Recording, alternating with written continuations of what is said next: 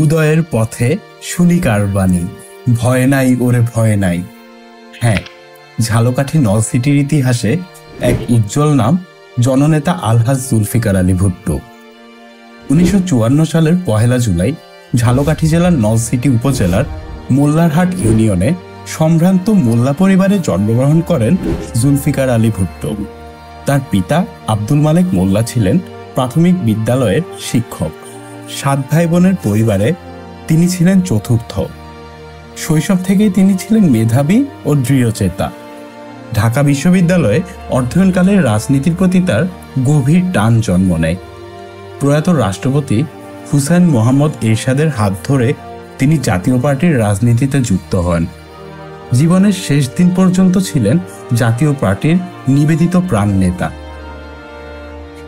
তৎকালীন জনপ্রিয় মন্ত্রী আনোয়ার হোসেন মঞ্জু ও নাজির রহমান মঞ্জু সহ রাজনৈতিক মহলে তার সখ্য ছিল ঈর্ষণীয়।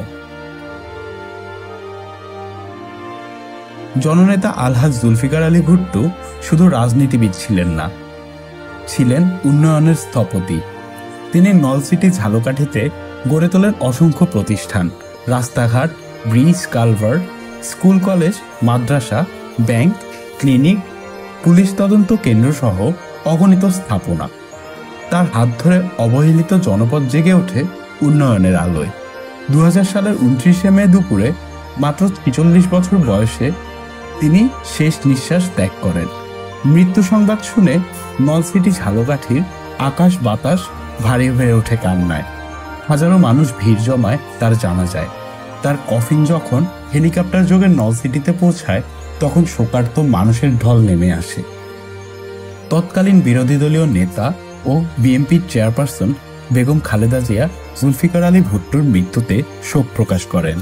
তার মৃত্যুর পর স্ত্রী ইসরাত সুলতানা ইলেন ভুট্টো রাজনীতিতে অংশগ্রহণ নেন এবং 2001 সালের নির্বাচনে তিনি বিএনপির প্রার্থী হিসেবে বিজয়ী হন।